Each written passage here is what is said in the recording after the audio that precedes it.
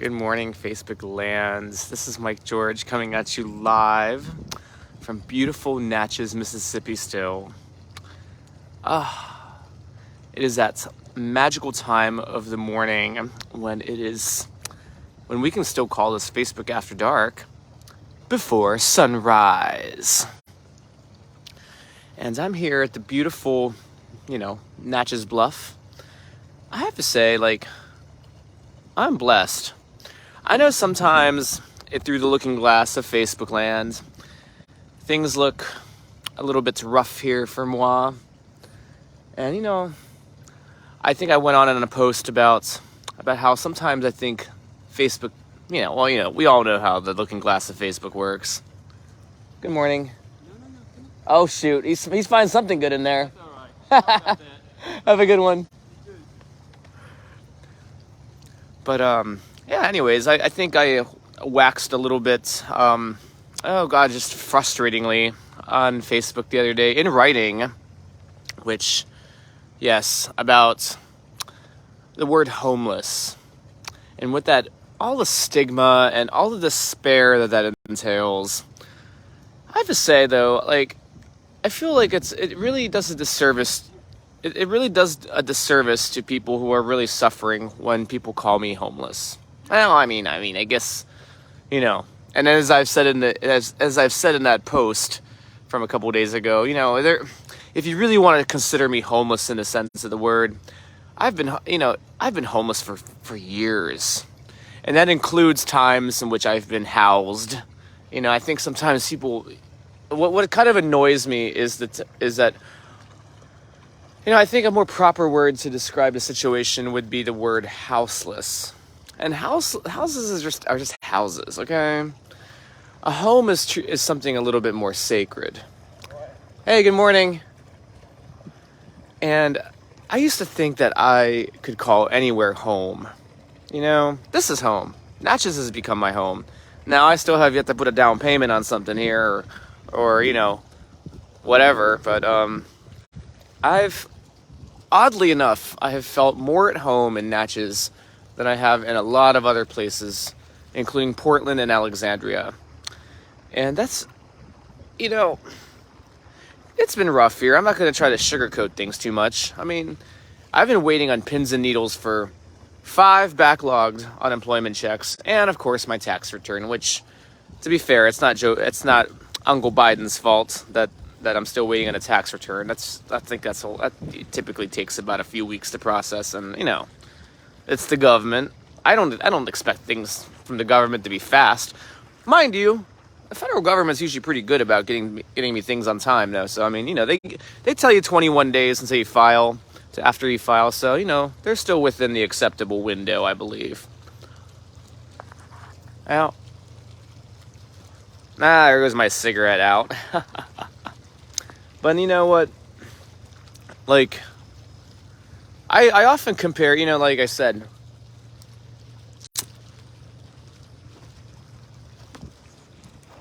it's kind of unfair to consider this time of my life a despairing time. I mean, if I'm being really honest, I often compare back to when I was 30, when I was working at AEP. And I see a former AEP colleague on here. Shout out, Mr. Roy. Not to call. I gotta start embarrassing people on here a little bit more. But I often refer back to when I was 30. Some of you guys who knew me in Columbus when I was 30 know that I had a beautiful apartment. Oh, I miss that space, to be quite honest. A beautiful loft apartment in downtown Columbus. In many ways, that apartment and that life that I had in Columbus was to many people it might be considered a dream. Yet I was unhappy. I remember making 80. I'm gonna show off my salary a little bit since everybody thinks I'm homeless and suffering financial woes. But I mean, I was making $86,000 a year, working in Columbus. And, I was miserable. And, maybe I was just too young back then. And I knew this. I knew this would be the case. I knew even back then that it was kind of obscene to be making 86,000 a year and to be so unhappy in Columbus. You know, like I couldn't figure it out. I couldn't figure out what, and when you're making that type of money, it really fucking, I don't know. You can't tell yourself, oh, I'll just make more money and then I'll be happy. The problem wasn't so much the money. The problem was having things to spend my money on that just weren't utterly cliche. And most importantly, to have people to spend that money on that weren't just, that just didn't feel like I was just buying another bullshit item to acquire in my house, And I'm not trying to be like, well, yeah, that is a materialistic thing, Like I remember just how cliche my life felt in Columbus, Ohio. I mean, despite all of the things looking good on paper, and I compare that to now, where I have no money, but yet I'm in this beautiful fucking town, meeting some of the friendliest people I've ever met in my life.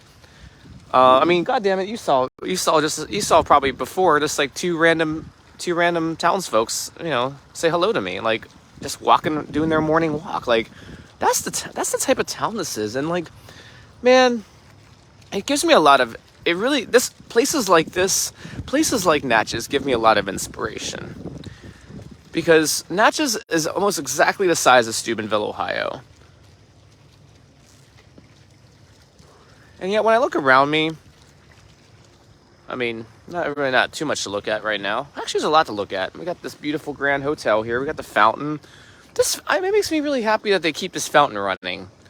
Because I know so many towns that have a fountain, and they just don't. It doesn't work for some reason. Maybe the town ran out of money. They don't feel like operating the damn thing. Maybe they just can't afford the maintenance on it. Maybe their water's contaminated by a nearby train derailment, which I've heard about in Steubenville, unfortunately, in the recent news. But man, I'm determined to make Natchez, Mississippi my home for a small while. I realize that, career-wise, this isn't really the place, I don't think Entergy here in the Natchez area has really got any jobs that I could sink my, nothing better than what I would have had in Clico at Alexandria that I sort of left. But man, I'm really blessed to have found places like this in my life, because I got tired of everything when I was 30, man. I remember how empty my life had seemed, how dull it seemed, how it seemed like, God damn it, I would go on the same types of dates in Columbus with the same types of people, with the same types of bougie ass restaurants, and it just felt like every day was the same dream. And mind you, it was a good dream, but there's a point at which you live the same dream every day, and it becomes a loop. And for anybody who watches Westworld, again, which I always plug Westworld because it's such a good show to describe sort of the dead end that I felt that I had reached in my life. The point at which my life felt like a big loop, a big pointless loop.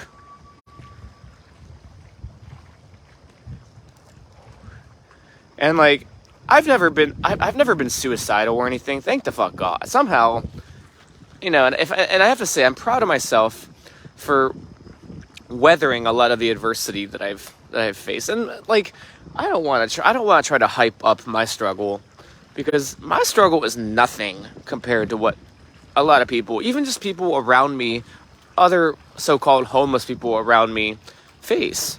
I mean, I'm healthy. I'm lucky, man. I'm a healthy 36-year-old man. I mean, not to toot my own horn, but I'm pretty fucking hot. I'm good looking still.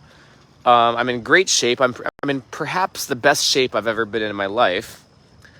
So it could be worse. I could be suffering massive medical bills. I could be on some. I found myself languishing, and it wasn't like I was languishing because of some gap, because of something I was of some tangible thing that I could put my finger on that I was missing. I had everything. I had it all.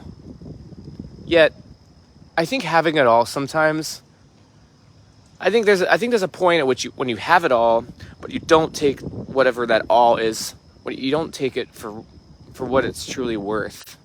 And I know that. I even knew back then that I would look back in the future and be like, yo, why the fuck did I give up this sweet paying AEP gig to just be homeless on the streets? I know so many of my friends, a lot of my dear friends who don't even, they're perplexed by that decision.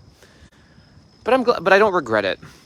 And I even use this in a lot of my job interviews. I use this sort of struggle to kind of highlight, they always ask you those questions about, name one time you've had to deal with adversity and how you've overcome adversity and blah, blah, blah, blah, blah. And I mean, and on that point, like one of my favorite quotes, I think it's, I don't know if I have it still on my wall, but one of my quotes growing up was, "The flower that blooms in adversity is the rarest and most beautiful of all." Of all places, that quote comes from Mulan, Disney's Mulan. And that really is true, because, I don't consider my life adverse. I've been blessed, man. I've been blessed with friends like you. I've been blessed with a lot of material things that I know a lot of other folks don't have the luxury to sort of, privilege, okay? If nothing else, white privilege, all right? And then all the trappings that go on top of that. So I have nothing to complain about. And I know sometimes, fuck man, people talk, especially in these small towns like Natchez. And I think sometimes people talk about my shit with a hint of condescension. Obviously, the condescension kind of irritates me, but whatever. That's material. I think what's really missing is and I can't say what's missing is the empathy, because I know there's a little bit of empathy and concern behind the small town rumor mill. I don't think it's all just for fucking gossip. Gossip's always fun. I'm a gay man. I love gossip too. But I think what really kind of hurts sometimes though is when you hear the gossip, and this is just me in a I guess in a larger sense. I hate criticism without solutions. If you're gonna criticize me, give me a choice. Present to me some sort of credible alternative. And I guess while we're talking about that, I'll give a quick update on all my work happenings. I think I've mentioned this on a previous broadcast. I love the assortments of jobs that I've been applying to. Namely, the jobs that I've been looking at AEP in Columbus. Shout out to my AEP friends. As well as Duquesne Light Company, which is kind of the AEP of Pittsburgh. More specifically, I've been looking at a lot of jobs in what's called an interconnection engineer role, which I shit you not, they hark right up the alley of my thesis, of my master's thesis. My master's thesis dealt with distributed generation, with the idea of buying your power local. Okay?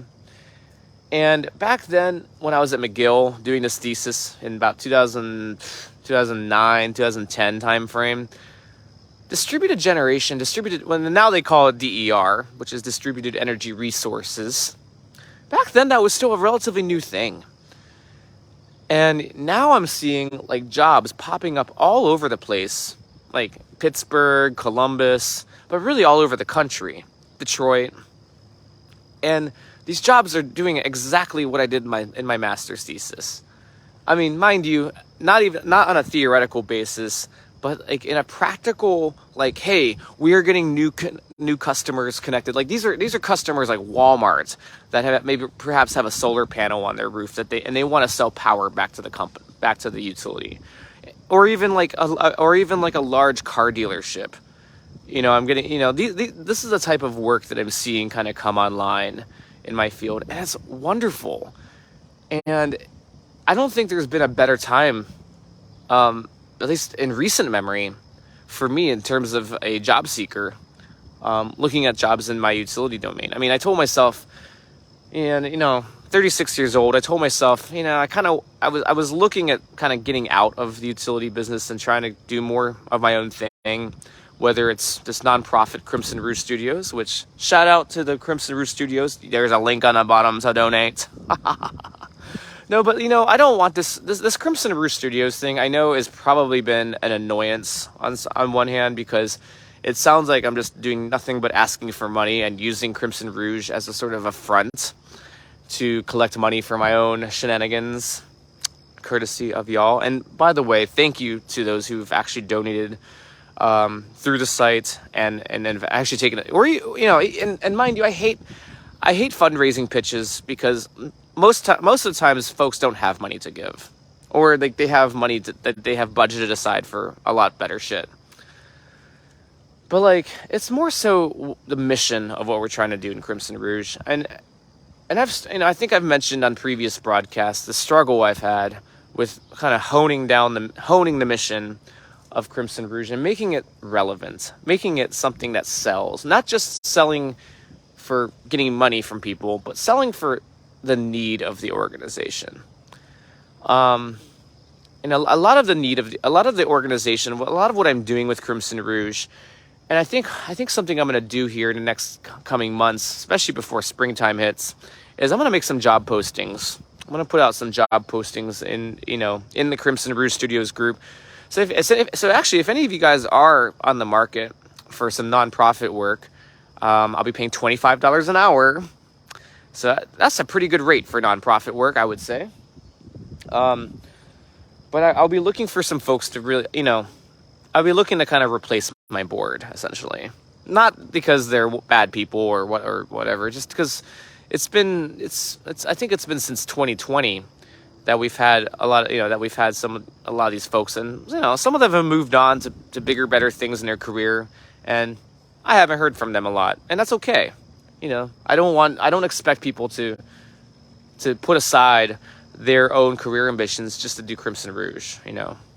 I want people that want to do it, that believe in the mission, and if you don't believe in the mission, I want people with opinions on how to refine that mission to make it more appealing, more relevant, more suited to the need.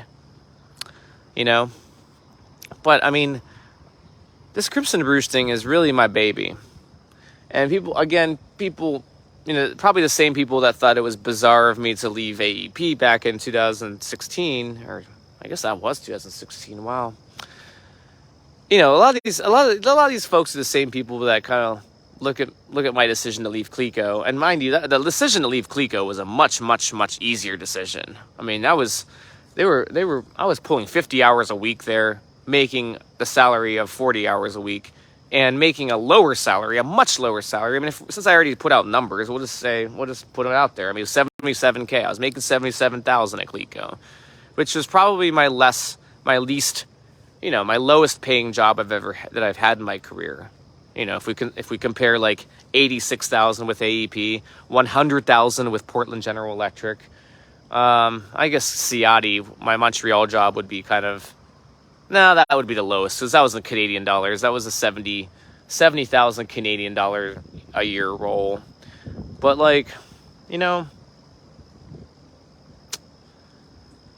I don't really care about the money. I mean, all these jobs, even the Ciotti job, I was making enough money to live, enough money to have a good place to live. And Montreal Ciotti kind of got away with the fact that Montreal has a pretty low cost of living. So they were able to kind of get away with a lower salary for that. Oh, and I forgot I had this little thing on my lip there. Oh, there's a story behind why I have that. Somebody tried to pick a fight with me. But, nobody, I don't fight. I'm not a fighter. If you get me riled up for a fight, it's usually because I'm pissed the fuck off for a pretty damn good reason. And, I don't always win all my fights. But when I do, man, I win them, and I win them all the way. And I make sure that anybody who gets in a fight with me, whether they win or lose it, I make sure to drag them through the dirt just enough to where there's a lesson learned from the fight. And that lesson usually is to the effect of, don't fuck with me. All right. So there we go. Don't fuck with me. Now, you know, I'm always taking applications to fuck me. Oh, goddamn. And I did get fucked really well last night. Since we are on Facebook After Dark still, we can talk about we can gossip a little bit about sex before the sun rises, before the kids wake up, right? And I will say thank you, Lord, for the wonderful fuckery that bestowed me last night. But back to the point of the just my engineering jobs. Yeah, I have a shit ton of engineering jobs that I've put applications out there and waiting to hear on. And I've been through this rodeo enough times to know that these things take forever. And so even for this Duquesne, some of these Duquesne Light and AEP positions that I feel pretty strongly about my candidacy for, even if I'm a shoo-in for some of these, it's gonna take months. Meanwhile, it's cold in Ohio. It's wonderful here.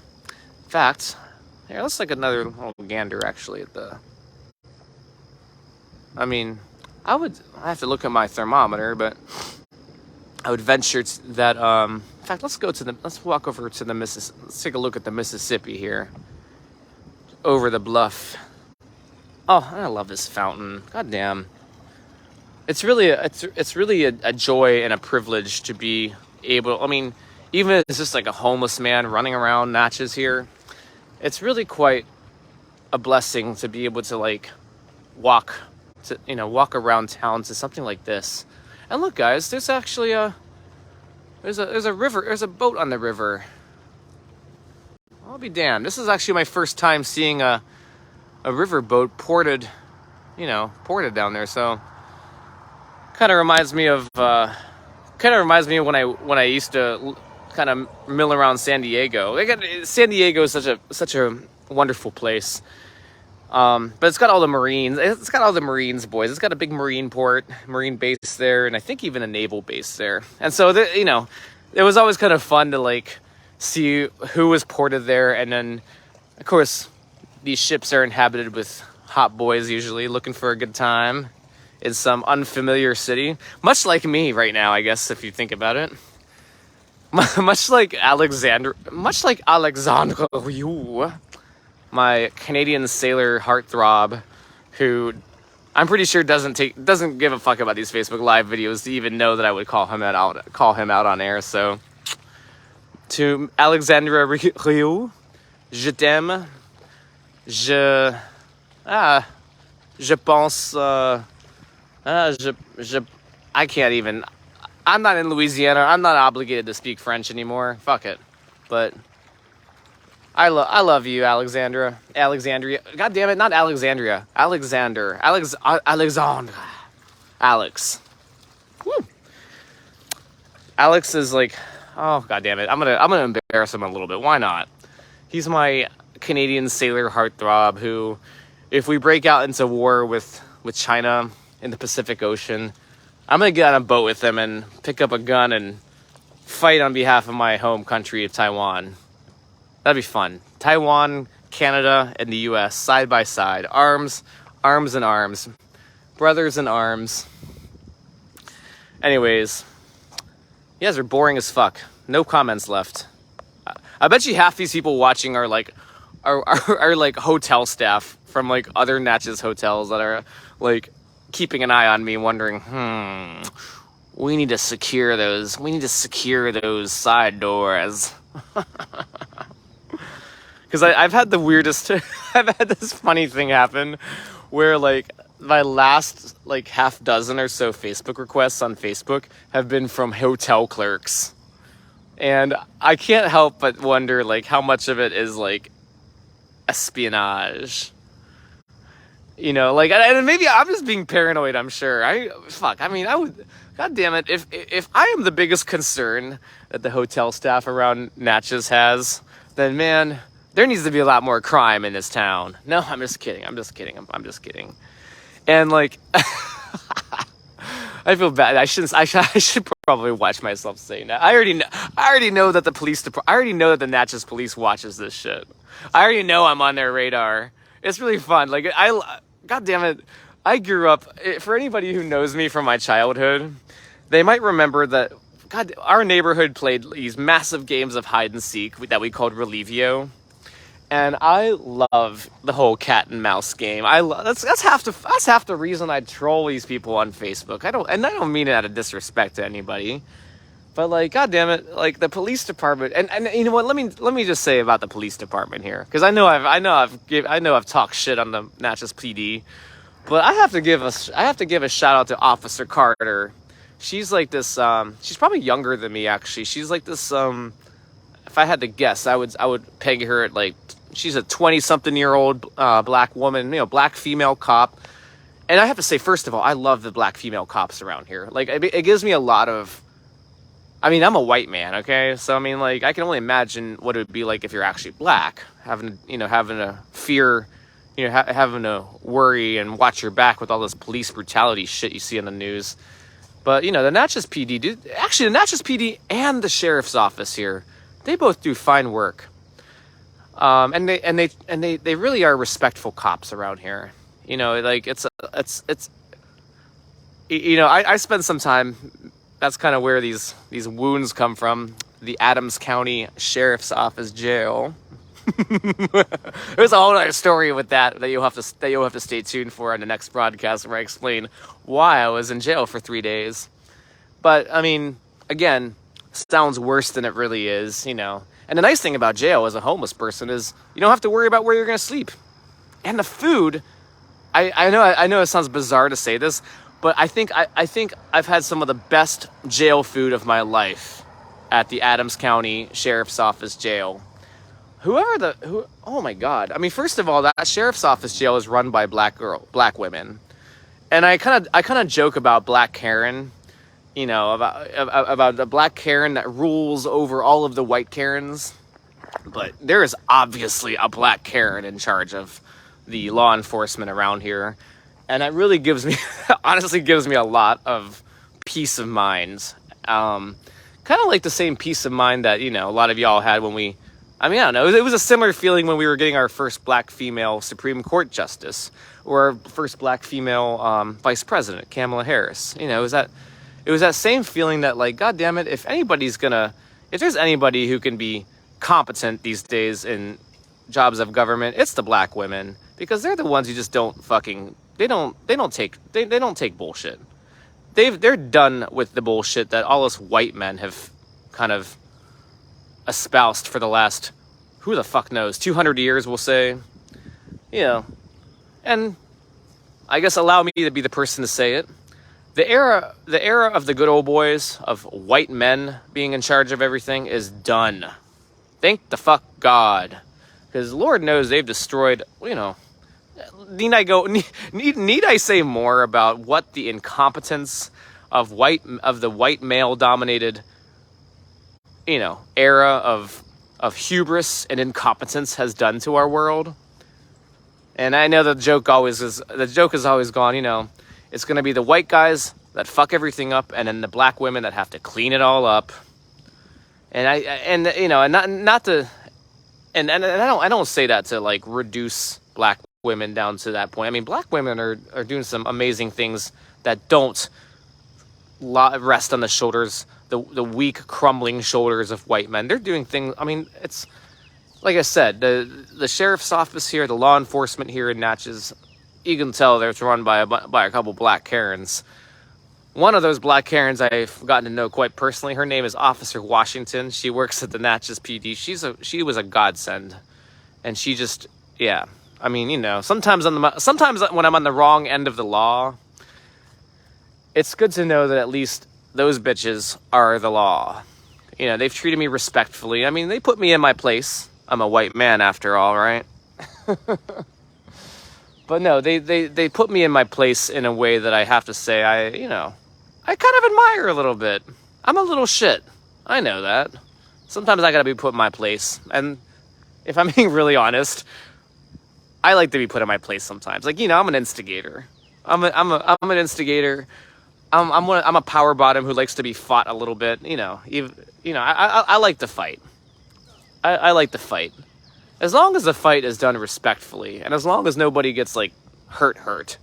Like as long as there's like some sense of, as long as there's some sense of valor to the battle, I'm all in on the fight. I mean, I don't just go out fighting people for shits and giggles. I mean, you gotta save the fight for something truly worthwhile. Again, valor. But yeah, I have to say, like, it's wonderful. Good morning. But yeah, it's just nice to know that the town of Natchez is in good hands, and that it's run by competent and caring and really truly wonderful people. Black women et al. Not Al Roker. I don't think Al Roker's been hired yet onto the police staff here. Maybe someday he will, when he gets tired of talking about how our deteriorating weather conditions in this country of ours. Oh wow, it's getting actually kind of bright out now. So, look at this, guys. A beautiful morning awaits. I think it's supposed to be a little bit wet today. I think we're getting like a bit of a warm front or cold front, or I don't even know. We're getting a bunch of rain today in any case. But it's a gorgeous morning here. It's a blessing to be up before the sun. Before the sun's... Hello. Good morning. But yeah, it's a lovely morning. You can see... Man, there's a lot of people out. I can't believe how many people... I guess it is 6:22. I keep thinking to myself it's before 6, but... I think next on the docket, is to go down to that boat and see what kinds of shenanigans we can stir with the good people that are getting off that boat. Or going onto the boat. Maybe I'll even sneak onto the boat as stowaway. It's either going to go to New Orleans. It's pointed south. So if it's either going to go down to New Orleans, I would imagine, or maybe even Baton Rouge, or it's going to go up maybe to Pittsburgh. So Pittsburgh or New Orleans, perhaps, or Minneapolis, depending on where we go when the river forks to the Ohio. Anyways, the sun is starting to come out, which means unfortunately, we have to come to a close here at Facebook After Dark. Before sunrise. So, on that note, kids, it's been a treat. Don't believe everything that take everything, and we all know this by now, but take everything on Facebook with a grain of salt, including this shit. And, as I say in every broadcast, be kind to yourselves, be good to yourself. Well, no, that's not what I usually say.